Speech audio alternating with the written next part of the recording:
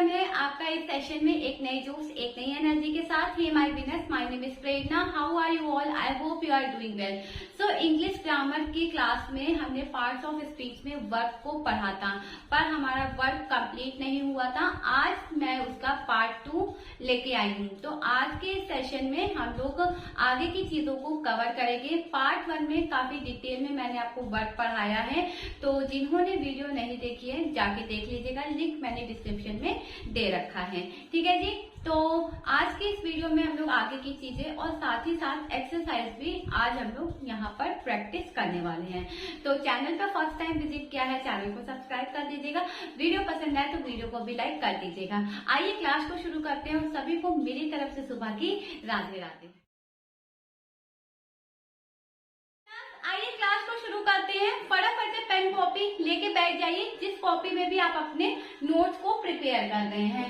तो पार्ट 1 में हमने लिंकिंग वर्ब तक पढ़ा था, ठीक है, काफी डिटेल में पढ़ाया था मैंने आपको। आज हम लोग ऑक्सिलरी वर्ब से अपनी क्लास की स्टार्टिंग करेंगे।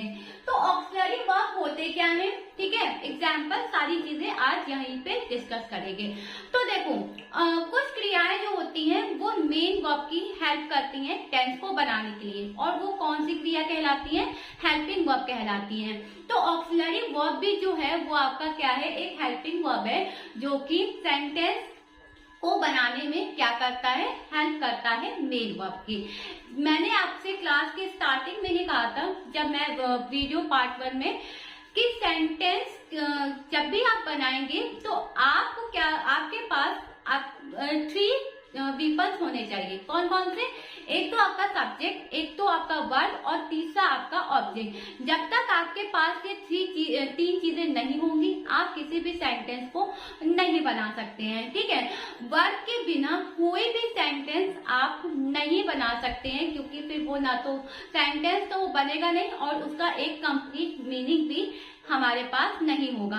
सेंटेंस को बनाने के लिए 3 चीजें जो अभी मैंने आपको बताई है, अगर आप उसके अकॉर्डिंग टेंस को बनाते हैं तो आप जो सेंटेंस है वो एक कंप्लीट स्ट्रक्चर के अकॉर्डिंग बनेगा, साथ ही साथ वो एक कंप्लीट मीनिंग भी देगा। उसका उस सेंटेंस का कोई ना कोई जो मीनिंग है वो हमारे पास निकल के आएगा। ठीक है, फॉर एग्जाम्पल जैसे मैंने कहा he is writing a letter, तो मैंने क्या कहा? He is writing a letter. अब ही यहाँ पे हमारा सब्जेक्ट है, इज हमारा हेल्पिंग वर्ब है, राइटिंग मेन वर्ब है, और ऑब्जेक्ट हमारा क्या है? लेटर। ठीक है, तो ये सारी चीजें हमारे पास according to the grammar rule निकल के आ रही हैं। तो दैट इज वाई ये हमारा जो सेंटेंस है ये क्या है? कंप्लीट है, कंप्लीट सेंस दे रहा है कि कोई ना कोई काम यहाँ पे हो रहा है। तो ये होते हैं आपके ऑक्सिलरी वर्ब, के बिना हेल्पिंग वर्ब के आप किसी भी सेंटेंस को नहीं बना सकते हो। जो हेल्पिंग वर्ब है वो मेन वर्ब की हेल्प करता है किसी भी टेंस और या सेंटेंस को बनाने के लिए। ठीक है, तो आइए डेफिनेशन देखते हैं। क्या है डेफिनेशन? मैंने आपको बताई है यहाँ पे, auxiliary verb are the helping verb that may assist, ठीक है, that may assist to main verb to expressing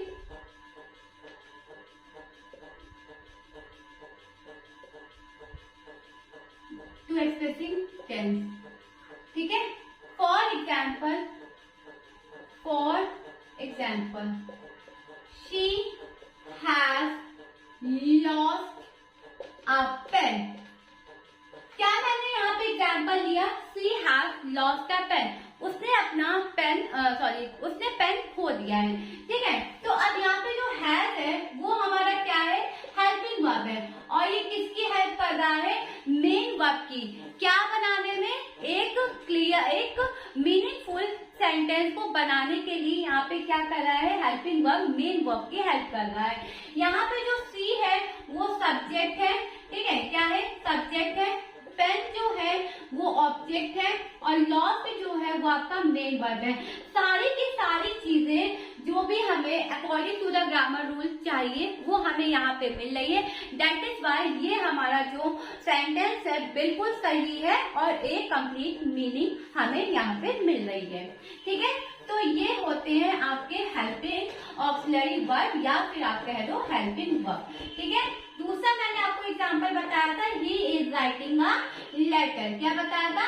he is writing a letter. तो अब यहाँ पे जो लेटर है वो ऑब्जेक्ट है, राइटिंग है वो मेन वर्ब है, इज है आपका हेल्पिंग वर्ब और ही है आपका सब्जेक्ट। ठीक है, और ये टेंस कौन सा है? प्रेजेंट कॉन्टिन्यूअस टेंस है। तो प्रेजेंट कॉन्टिन्यूअस में जो आपकी हेल्पिंग वर्ब होती है वो इज, एम, आर लगती है, साथ ही साथ वर्ब की फर्स्ट फॉर्म में आईएनजी लगती है। ठीक है, तो ये प्रेजेंट कॉन्टिन्यूअस टेंस है, यहाँ पे सब्जेक्ट है, थर्ड पर्सन सिंगुलर नंबर है। ठीक है, उसके साथ इज लगा है, इसके साथ वर्ब की फर्स्ट फॉर्म में आईएनजी लगी है और जो हमारा ऑब्जेक्ट है वो हमें हमारा यहाँ पे गिवन है। That is why this is a complete sentence and followed by the grammar rule which I have. ठीक है, आई होप ये आपको डेफिनेशन क्या होती है, एग्जाम्पल क्या होते हैं, ये आपको क्लियर हो गया होगा। ठीक है, अब देखो जो प्राइमरी ऑक्सिलरी है वो आपकी टू टाइप्स की होती है। कौन कौन से टू टाइप्स की होती है? एक तो होता है आपका मॉडल ऑक्सिलरी, दूसरा होता है आपका प्राइमरी ऑक्सिलरी। ठीक है, मैंने क्या बताया, दो प्रकार की होती है, प्राइमरी और मॉडल। अब आइए इनको डिटेल में समझते हैं कि प्राइमरी और मॉडल ऑक्सिलरी होती क्या क्या है। आई होप आप सबने इसका स्क्रीनशॉट ले लिया होगा।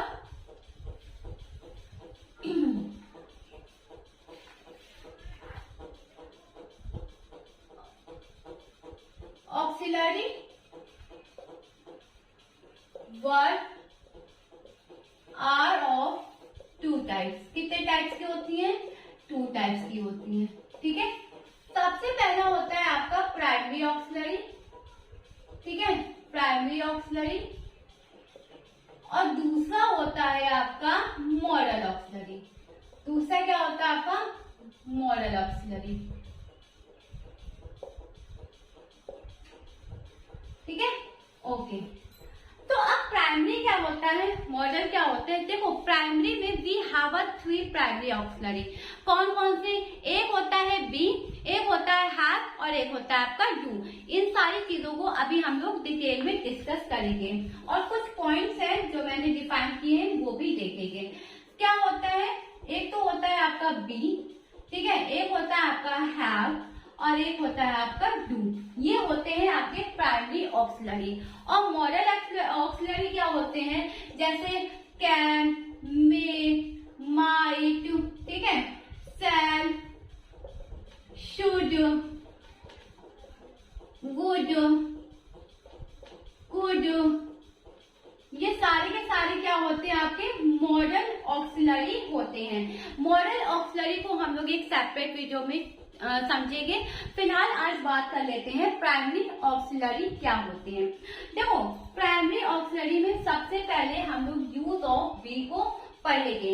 यूज ऑफ बी में कुछ एग्जांपल्स हैं, कुछ पॉइंट्स मैंने डिफाइन किए हैं, वो सारी चीजें आज की वीडियो में देखने वाले हैं। तो आई होप आपने स्क्रीनशॉट ले लिया होगा। चलिए देखते हैं यूज ऑफ बी।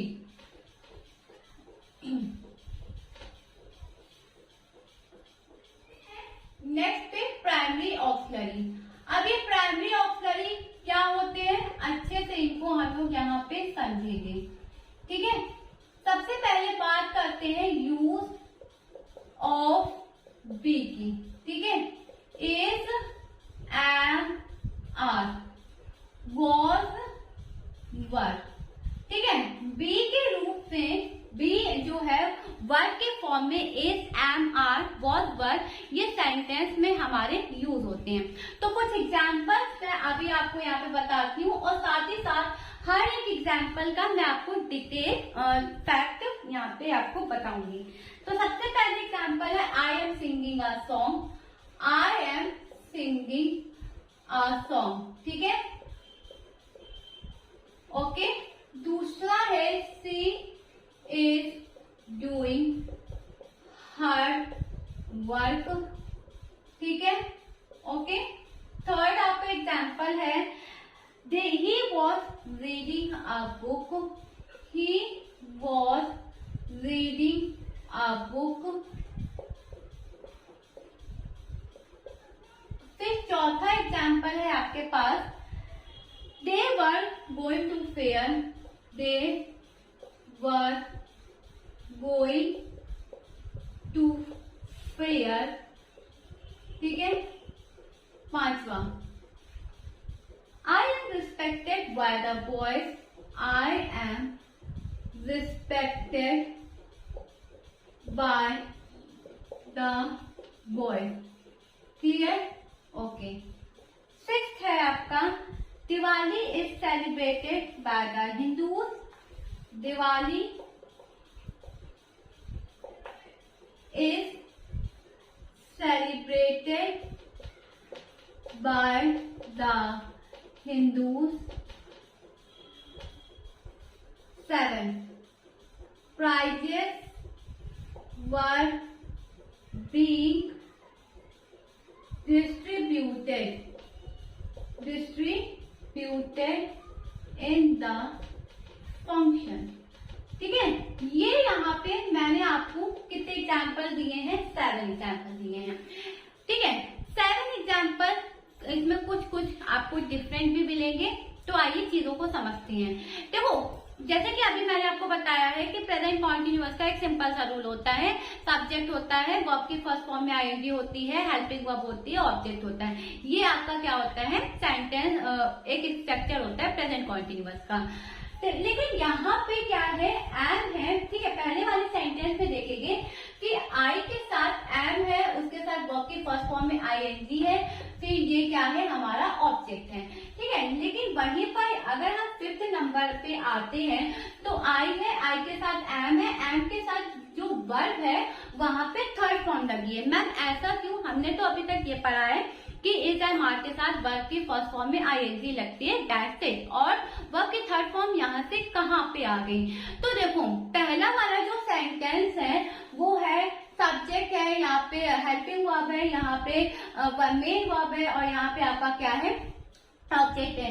लेकिन ये जो सेंटेंस है ये आपका कैसा है, एक्टिव वॉइस है, कैसा है, एक्टिव वॉइस है, ठीक है, एक्टिव वॉइस है ये आपका सेंटेंस। सेकेंड वाला भी सेम आपका क्या है, एक्टिव वॉइस है, सेकेंड वाला भी आपका क्या है, एक्टिव वॉइस है।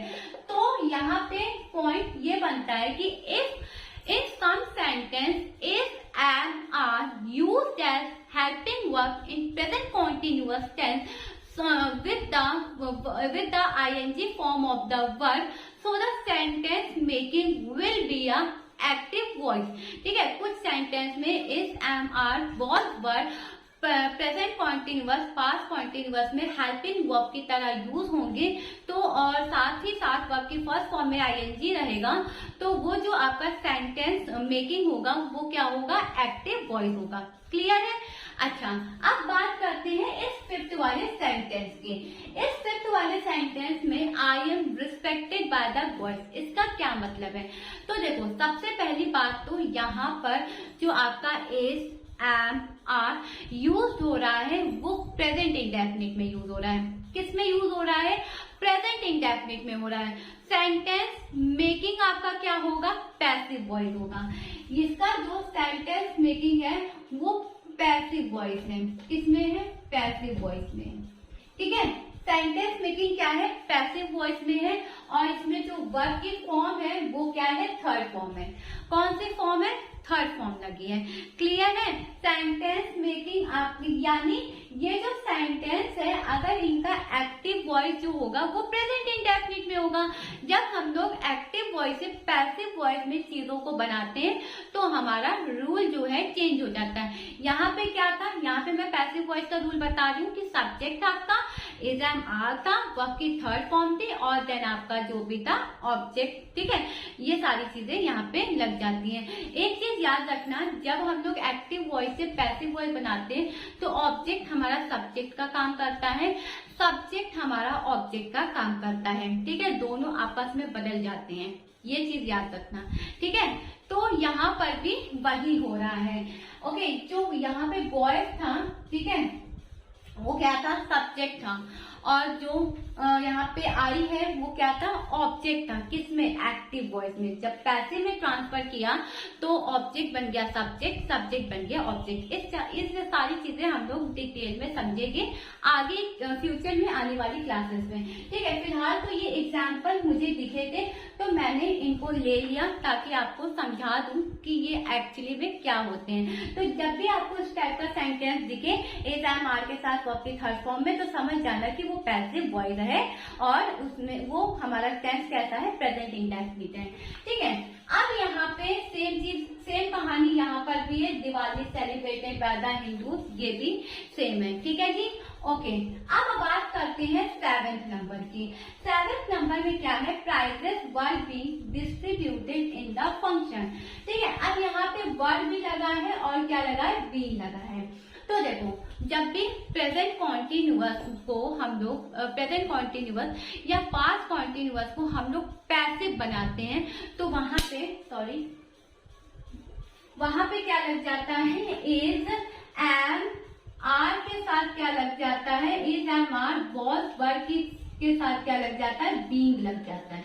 क्या लग जाता है, बीइंग लग जाता है, ठीक है। तो ये जो आपका जो सेंटेंस है ये कैसा है, पैसिव वॉइस है।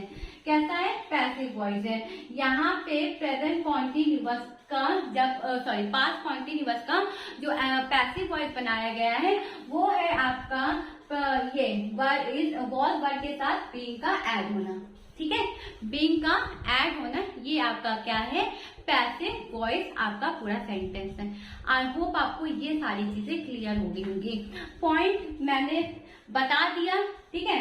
अब आप बोलो तो मैं यहाँ पर लिखवा भी दूँ, ठीक है। 3 पॉइंट्स है, फटाफट से लिख लो। ये चीज का ले लो स्क्रीनशॉट ताकि आगे हम लोग पॉइंट को फटाफट से कवर कर सके और आगे देख सके चीजों को। ओके, जो अभी बताया है वही मैं लिखवा दे रही हूँ, नोट कर लो ताकि फ्यूचर में दिक्कत ना हो। पॉइंट टू बी रिमेम्बर, पहला, in some sentence is, am, are, was, were used as helping verb in present continuous and past continuous plus हाँ वर्ब की फर्स्ट फॉर्म में आईएनजी प्लस, ठीक है। So the sentence making is active voice, किसमें होगा वो, active voice में होगा, क्लियर है। ओके, दूसरी चीज, इन सम सेंटेंस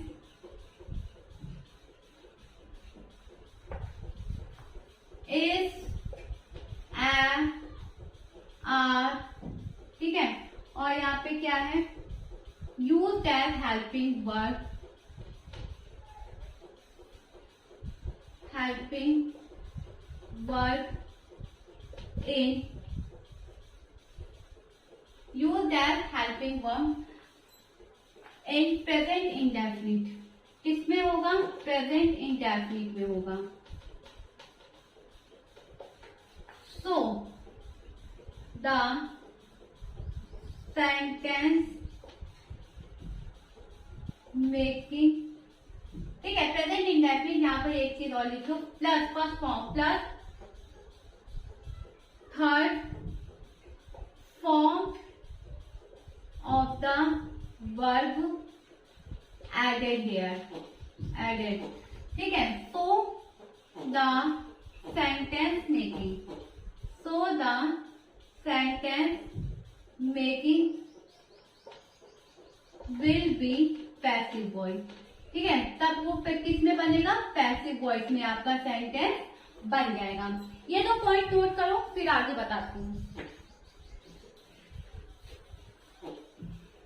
क्लियर है इतना? जितनी दोनों पॉइंट्स क्लियर है, ठीक है। एक लास्ट पॉइंट बचा है, वो भी देख लेते हैं। Point number 3, in some sentence is, am, are, was, were used as helping verb plus, ठीक है, हेल्पिंग वर्ब यूज होगी, ठीक है, इन present continuous and past continuous.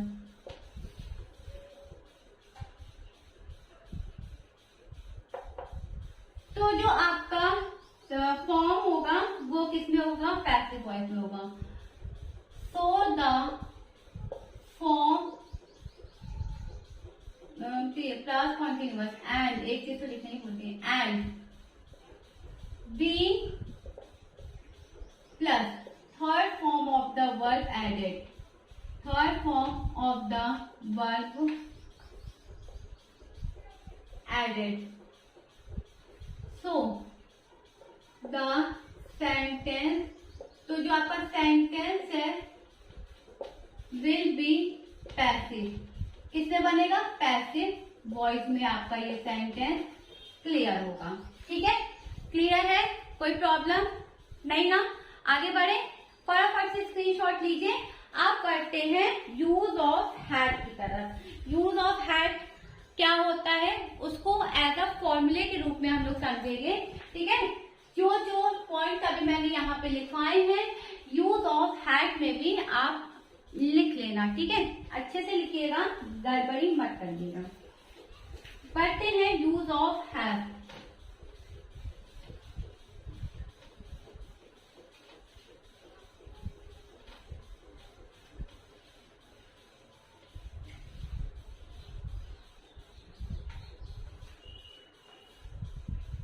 Use of have, ठीक है, हैव, हैव और हैड, यहाँ पे इस फॉर्म में ये यूज होता है प्राइमरी ऑक्सिलरी में। आइए पॉइंट नंबर 1 समझते हैं।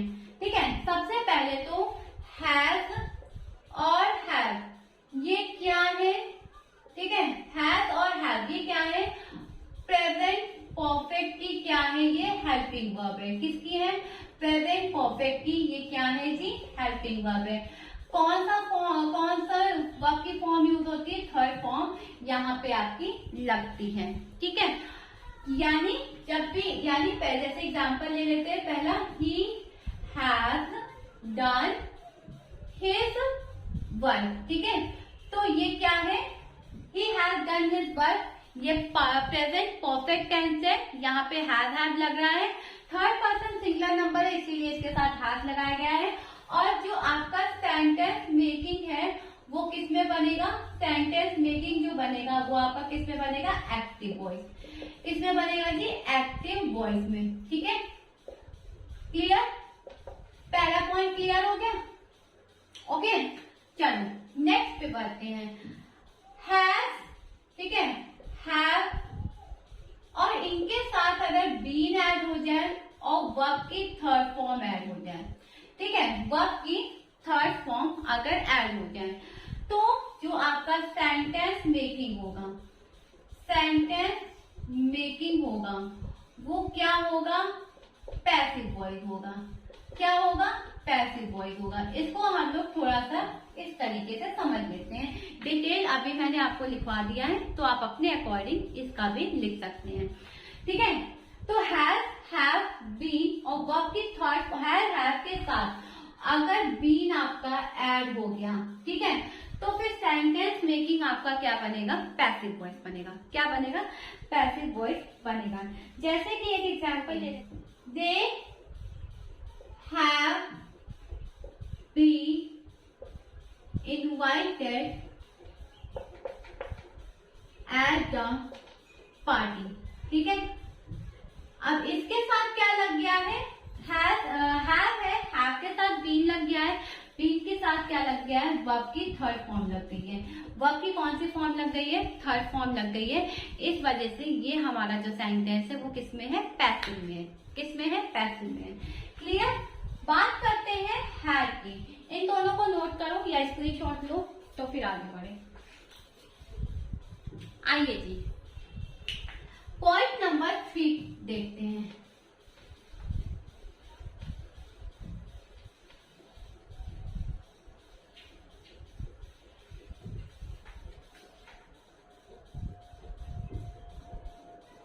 ठीक है, पॉइंट नंबर 3।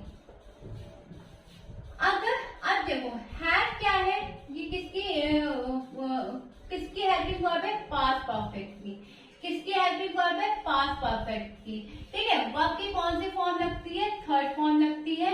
और जो आपका सेंटेंस मेकिंग निकलता है वो क्या निकलता है, एक्टिव वॉइस। कैसा निकलता है, एक्टिव वॉइस निकलता है। ठीक है, एक एग्जांपल देख लेते हैं इसका। कहाँ गया, he had taken food। ठीक है, एग्जाम्पल ले लिया, he had taken food before I come। ठीक है, तो यहाँ पे क्या है, जो had है वर्ब किसकी है, हेल्पिंग वर्ब पास्ट परफेक्ट की। ठीक है, मेन वर्ब टेकन वर्ब की थर्ड फॉर्म है और ये क्या है, एक्टिव वॉइस है। ये क्या है जी, एक्टिव वॉइस है। अब जब हैड के साथ बी लग जाए, साथ ही साथ वर्ब की थर्ड फॉर्म हो, तो जो आपका सेंटेंस मेकिंग निकलेगा वो किस में निकलेगा, पैसिव वॉइस में निकलेगा। किस में निकलेगा, पैसिव वॉइस में निकलेगा। For example, they had be. ठीक है, दे हैड बी कमिटेड। ये ना किस में बनेगा, ये पैसिव वॉइस में आपका बनेगा। Example 1, the theft. ठीक है, the theft had been committed. Had been committed before be awoke. तो अब ये आपका जो सेंटेंस है वो किस में बना है, पैसिव वॉइस में। किस में बना है जी, पैसिव वॉइस में ये आपका सेंटेंस बना है। आई होप क्लियर होगा कि यूज ऑफ हैज, हैव और जब उसमें बी लग जाता है। ठीक है, हैड है, हैड में बी लग जाता है। ये सारी चीजें आई होप आपको यहाँ पे क्लियर हो गई होगी। तो आइए आप यूज ऑफ डू और डिड ये सारी चीजें देख लेते हैं।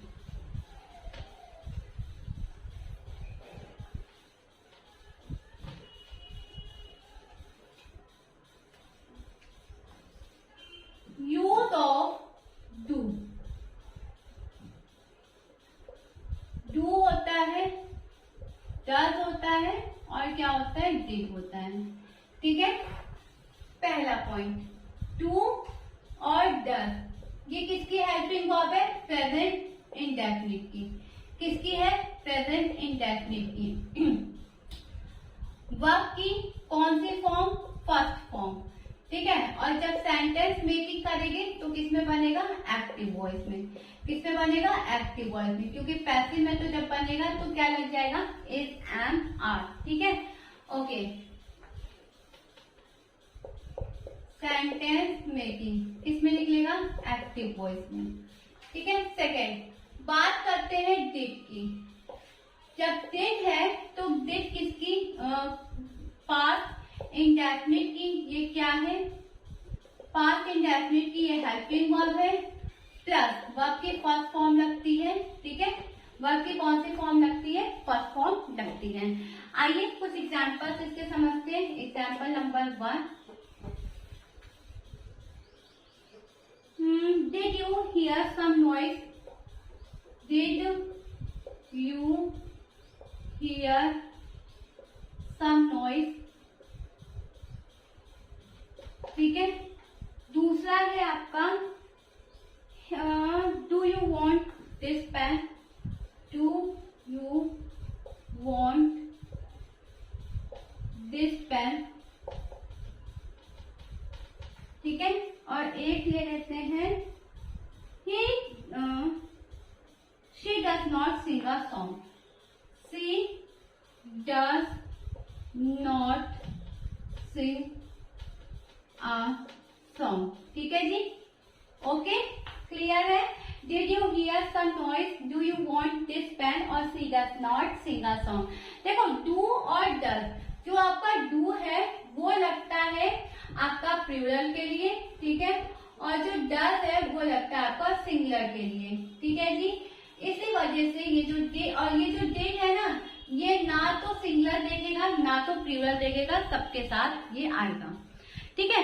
तो आई होप आपको use of be, use of have and use of किसका, डू का, ये सारे के सारे रूल आपको समझ में आए होंगे। अच्छे से समझाया है, फिर भी कोई दिक्कत आ रही है, कोई पॉइंट ऐसा जो क्लियर नहीं हुआ हो, आप मुझसे बिल्कुल पूछ सकते हैं, ठीक है, कमेंट सेक्शन में। बात कर लेते हैं फॉर्म्स ऑफ वर्ब की। फॉर्म्स ऑफ वर्ब कितने होते हैं? 3 होते हैं। First form, second form, third form. आगे तो क्या होते हैं? पार्टिसिपल, जिसमें आईएनजी हमारा लगता है, वो सारी चीजें होती है, ठीक है। तो 3 फॉर्म ऑफ वर्ब होते हैं, और जब आप ट्रांसलेशन करते हैं फॉर्म्स ऑफ वर्ब, ठीक है, जब आप ट्रांसलेशन करते हैं तो ये जो है ना बड़ा काम आता है आप में। मतलब सोच लो रामबाण है ये, ठीक है, रामबाण है। तो जब भी आप ट्रांसलेशन बनाते हैं, ठीक है, सेंटेंस को बनाते हैं, तो किस अकॉर्डिंग आप अपने सेंटेंस को बना रहे हैं, ये जो कौन सा मतलब वो टेंस है, उसमें वर्ब की थर्ड फॉर्म लगनी है, सेकंड फॉर्म लगनी है, ये सारी चीजें फॉर्म्स ऑफ वर्ब में आती हैं। तो कितनी होती हैं? 3 होती हैं, ठीक है जी।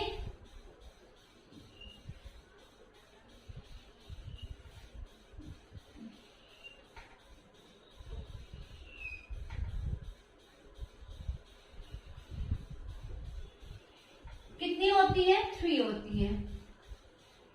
ओके, देखो पहला तो फर्स्ट फॉर्म, फिर हम लोग यहाँ पे मीनिंग लिख लेते हैं, जो भी इसकी मीनिंग होती है, ठीक है। फिर होती है सेकेंड फॉर्म, और फिर होती है आपकी थर्ड फॉर्म, ठीक है। कुछ वर्ब की फॉर्म में सेकेंड फॉर्म और थर्ड फॉर्म अलग होती है, वरना बाकी में तो क्या होती है? सेम ही होती है। कुछ मैंने यहाँ पे वर्ब के फॉर्म बनाए हैं अपने नोट्स में, तो आइए देख लेते हैं, ठीक है। सबसे पहले मैंने यहाँ पे लिया है विन। अब विन का मतलब हमें पता है क्या होता है? जीतना। इसकी जो सेकेंड फॉर्म होती है वो होती है वॉन, और थर्ड फॉर्म भी क्या होती है? वॉन। दूसरा है वॉक। वॉक मीन्स होता है टहलना, ठीक है, वॉक्ड,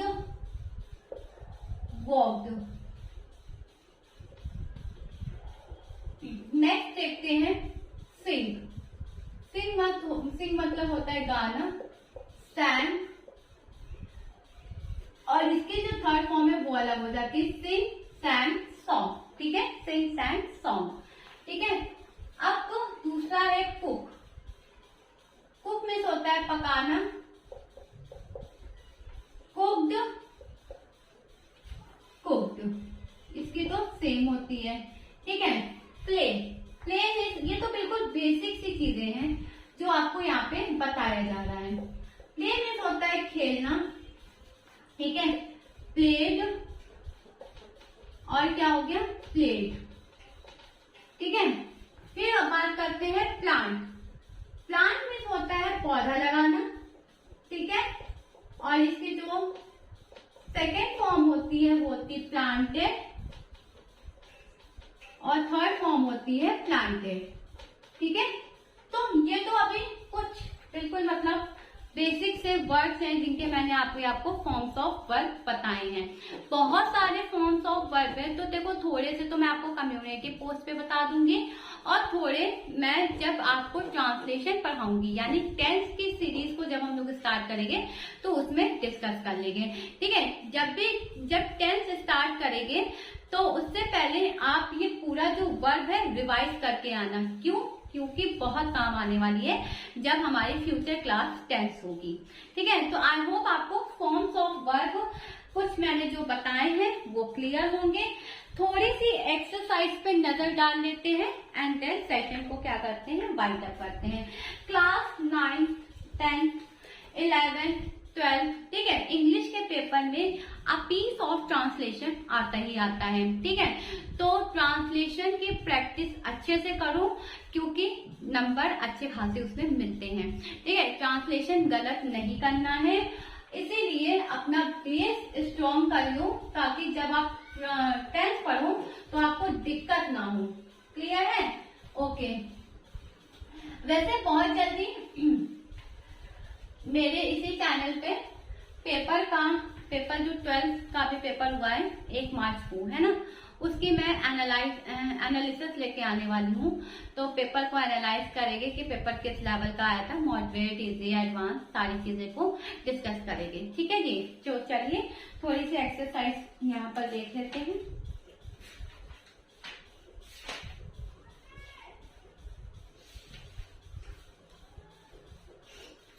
ठीक है,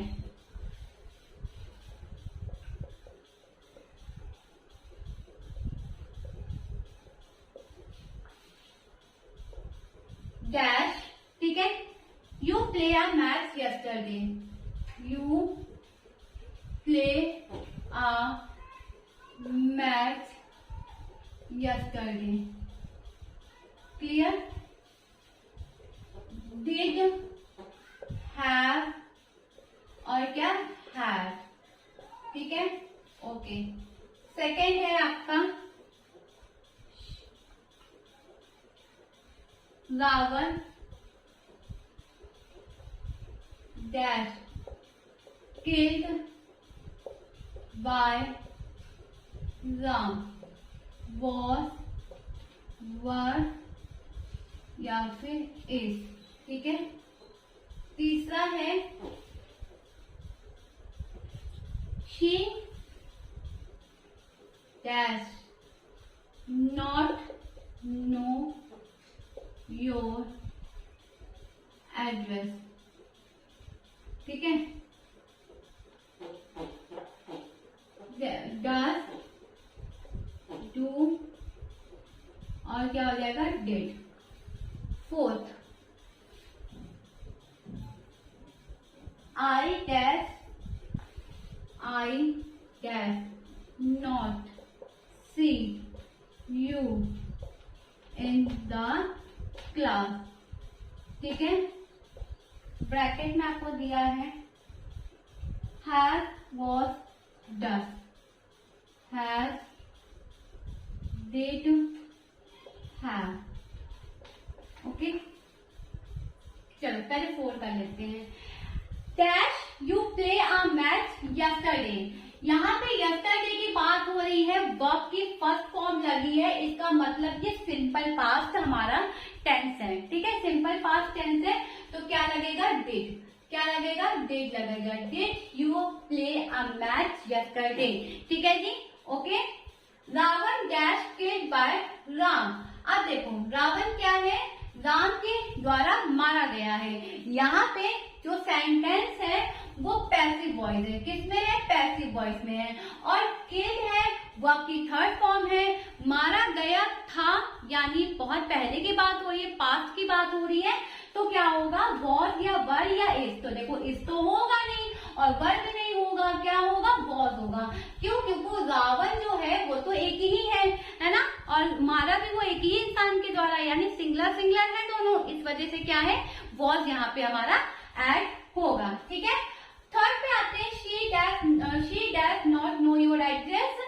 तो देखो डिड नहीं लगेगा क्योंकि ये सिंपल पास्ट नहीं है, डू नहीं लगेगा क्योंकि ये क्या है, प्लूरल नहीं है, क्या है, सिंगुलर है, इस वजह से यहाँ पे क्या लगेगा, डस लगेगा।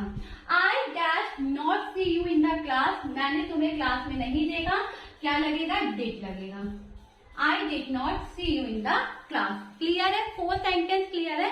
आइए 2-3 और देख लेते हैं।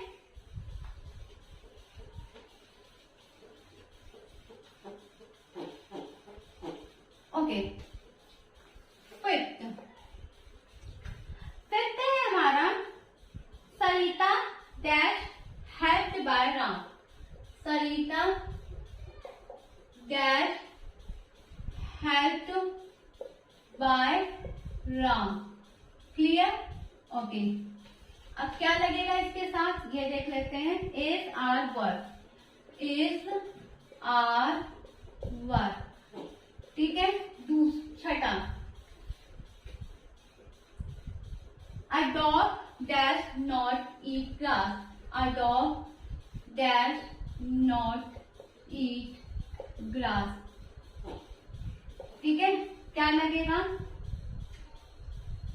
Has was does, has was does. Clear. 7 पे मूव करते हैं।